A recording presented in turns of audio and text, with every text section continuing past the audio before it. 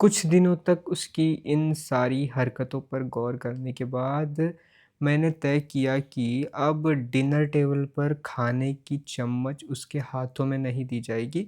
मैं अपने और उसके बीच होने वाले इस संभावित संघर्ष के लिए पूरी तरह तैयार हो चुका था। इसके साथ ही मैंने थोड़ा खाली समय भी निकाल लिया। भले ही इस बात पर विश्वास करना मुश्किल हो, पर सच ये है कि अगर एक वयस्क धैर्यपूर्ण ढंग से काम करे, तो वो किसी भी छोटे बच्चे की हरकतों को सुधार सकता है।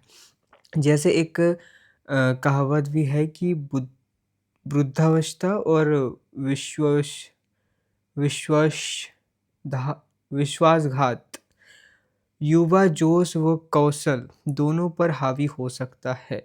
आंशिक रूप से ऐसा इसलिए है क्योंकि जब आप 2 साल जैसी छोटी उम्र के होते हैं, तो आपका समय बहुत धीरे-धीरे गुज़रता है।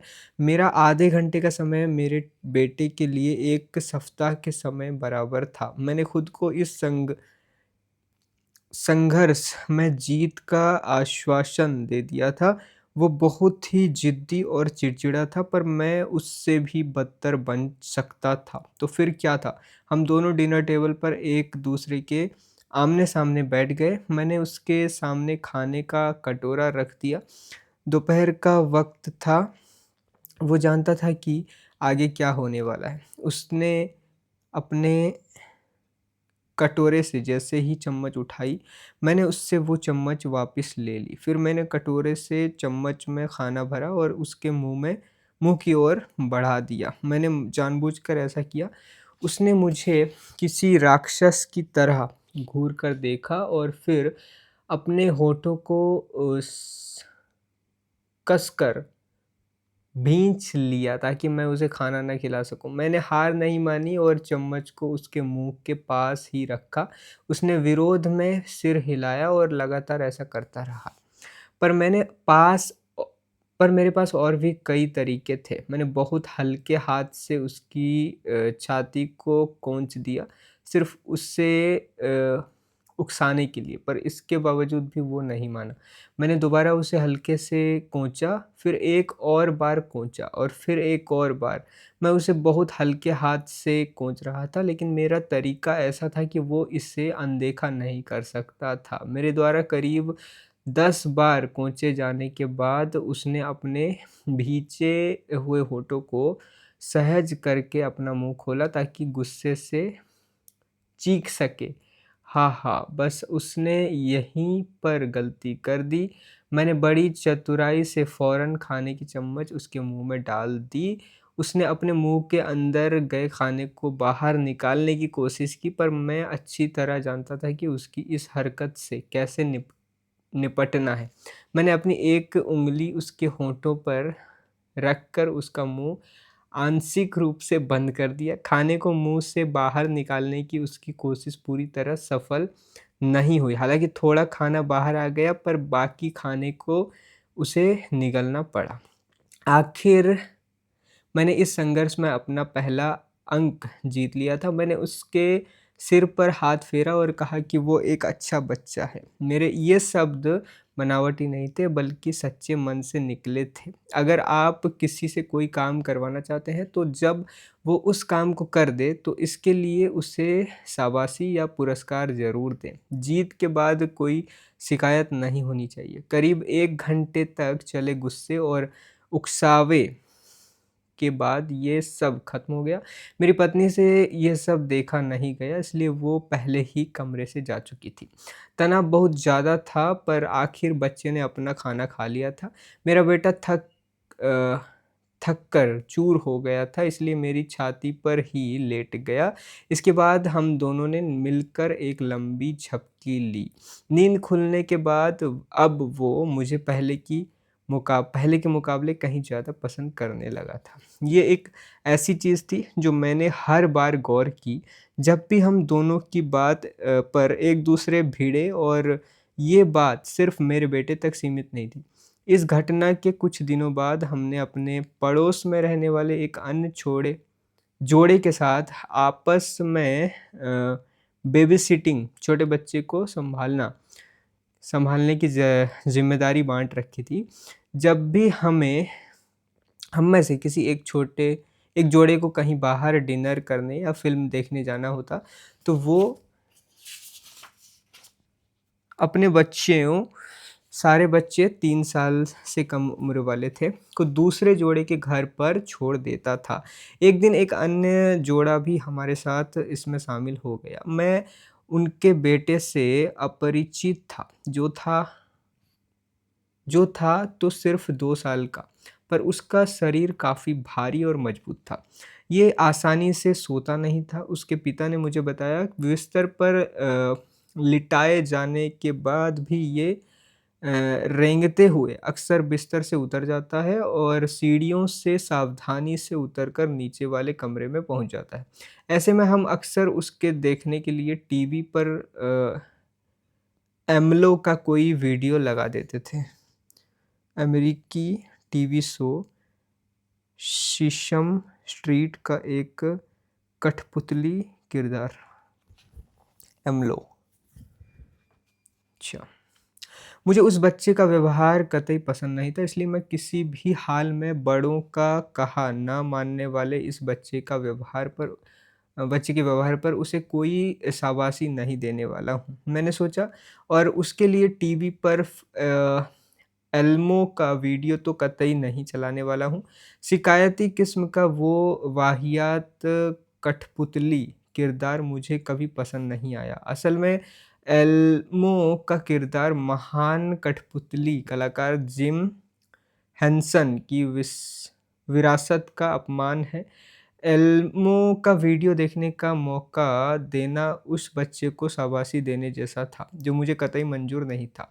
वास्तविक है कि मैंने स्वाभाविक है कि मैंने उसके पिता से ये सब नहीं कहा।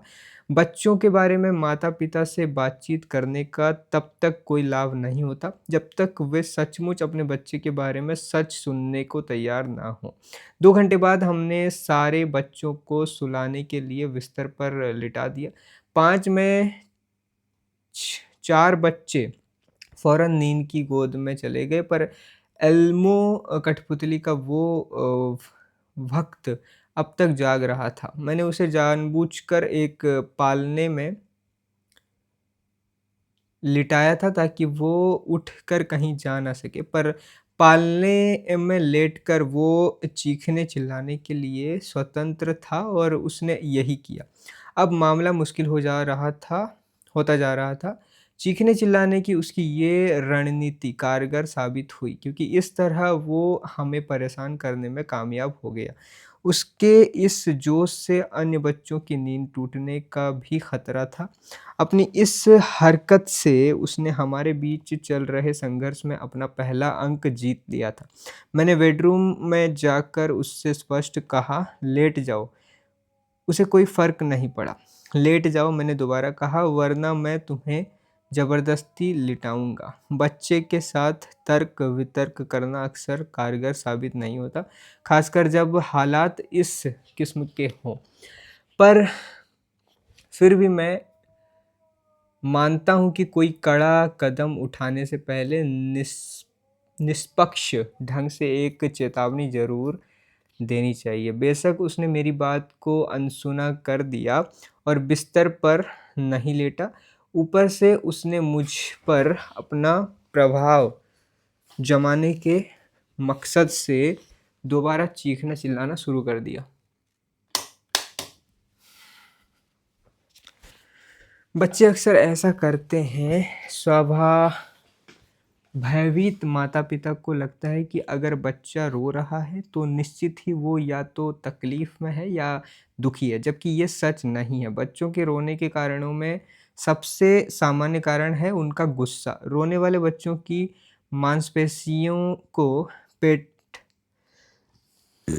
पेट नर्स के निरीक्षण से ये बात पहले ही साबित की जा चुकी है। गुस्से में रोते समय और दुःख या तकलीफ़ में रोते समय बच्चे एक जैसे नहीं दिखते। यहाँ तक कि उनके रोने की ध्वनि भी इसी आधार पर अलग-अलग होती है और अगर उस ध्वनि पर बारीकी से गौर किया जाए तो दोनों ध्वनियों के बीच के फ़र्क को आसानी से पहचाना जा सकता है। गुस्से में रोना दरअसल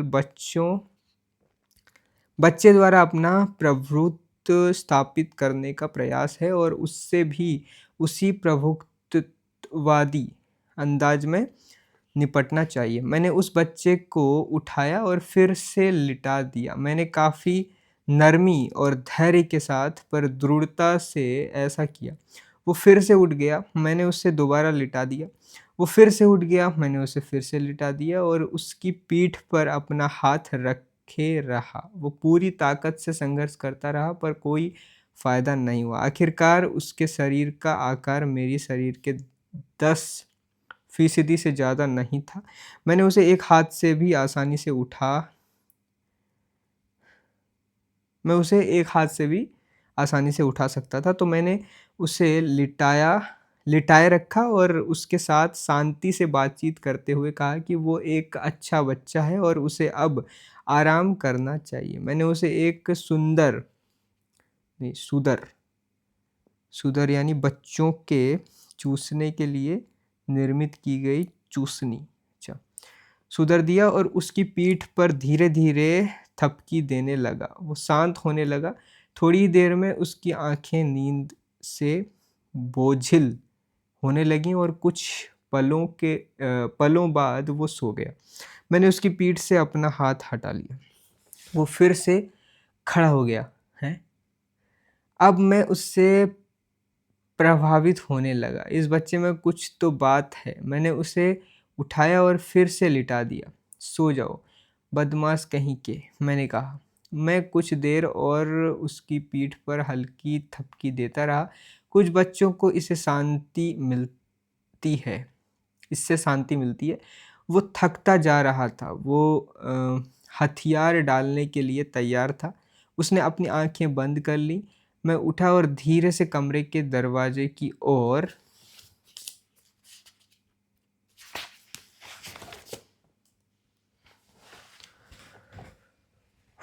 एक सेकेंड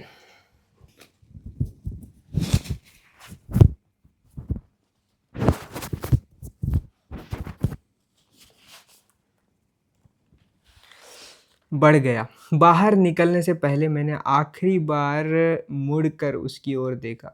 वो फिर से खड़ा हो गया था। मैंने अपनी उँगली से इशारा करते हुए उससे दृढ़ता से कहा, "चुपचाप सो जाओ।" वो फ़ौरन लेट गया। मैंने दरवाज़ा बंद कर दिया। अब हम एक-दूसरे को पसंद करने लगे थे। इसके बाद ना तो मैंने और ना ही मेरी पत्नी ने उसकी आवाज़ सुनी। वो सो चुका था। बच्चे ने परेशान तो नहीं किया। देर रात वापस लौटने के बाद उसके पिता ने मुझसे पूछा, "नहीं।" मैंने उसे जवाब दिया, "कोई परेशानी नहीं हुई, वो फ़िलहाल सो रहा है।"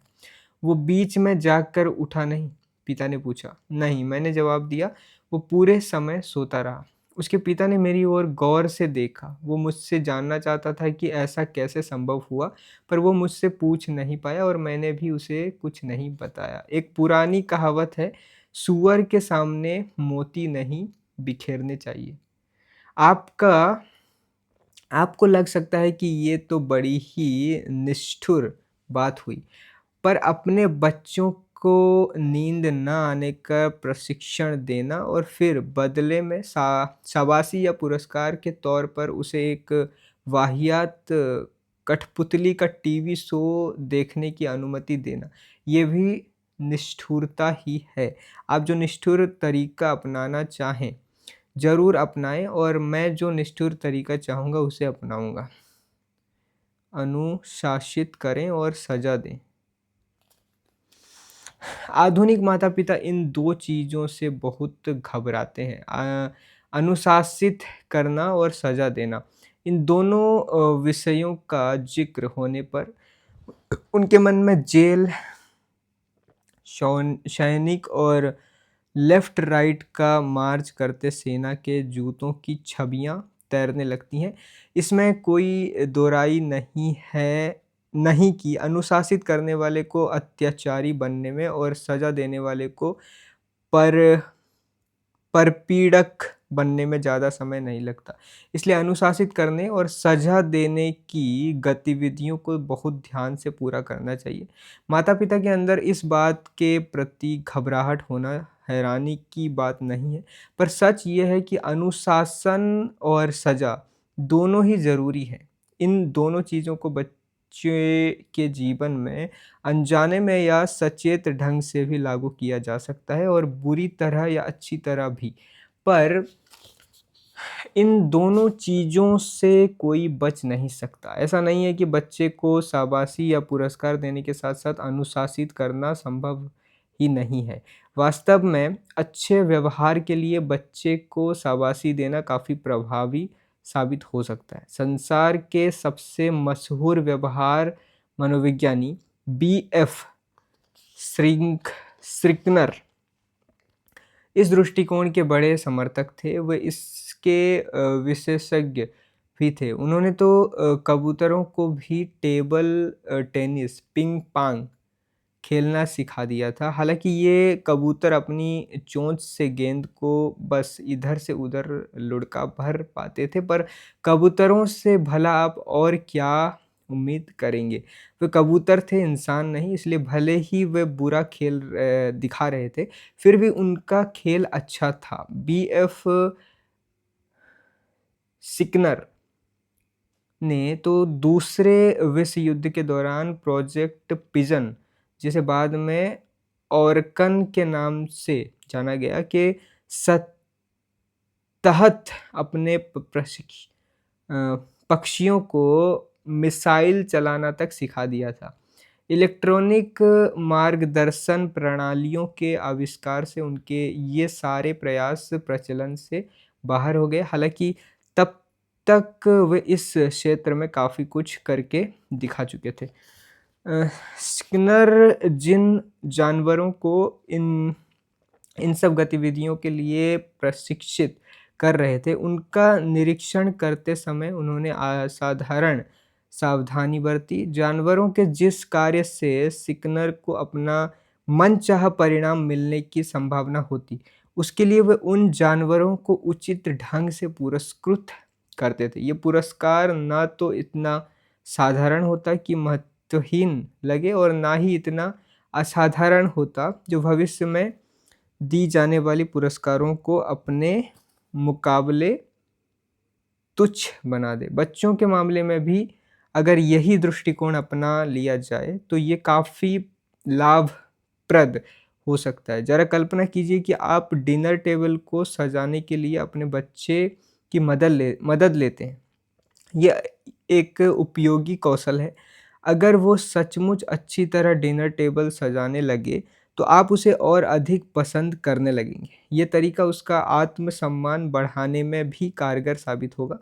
कहने का अर्थ है कि आप अपने बच्चे में जो आदतें विकसित करने का लक्ष्य रखते हैं या उसके व्यवहार में जो भी नई चीज़ें जोड़ना चाहते हैं, उन्हें छोटे-छोटे कौशल के तौर पर अलग-अलग हिस्सों में बाँट लें। जैसे डिनर टेबल सजाने की प्रक्रिया का एक महत्वपूर्ण हिस्सा है।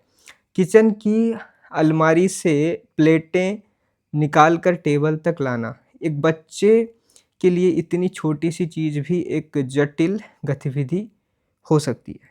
हो सकता है कि आपके बच्चे को चलना सीखे हुए अभी बस कुछ ही महीने हुए हों। उसकी चाल अब भी ज़रा डावाडोल हो और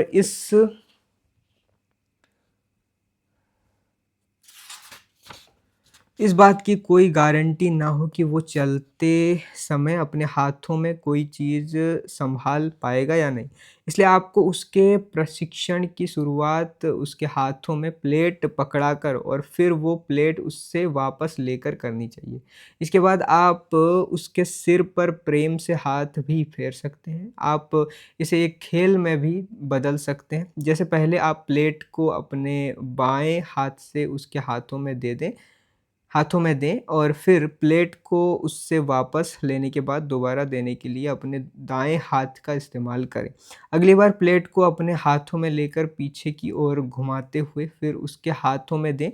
इसके बाद आप उससे कुछ कदम दूर जा सकते हैं ताकि उसे प्लेट वापस करने के लिए आपके करीब कुछ कदम चलकर आना पड़े। इस तरह आप उसे एक उसे उसके अनाड़ी अनाड़ीपन से बाहर निकालकर प्लेट पकड़ने, दूसरे को देने और प्लेट को हाथ में लेकर चलने में निपुण बनाने में कामयाब हो जाएँगे। Time over.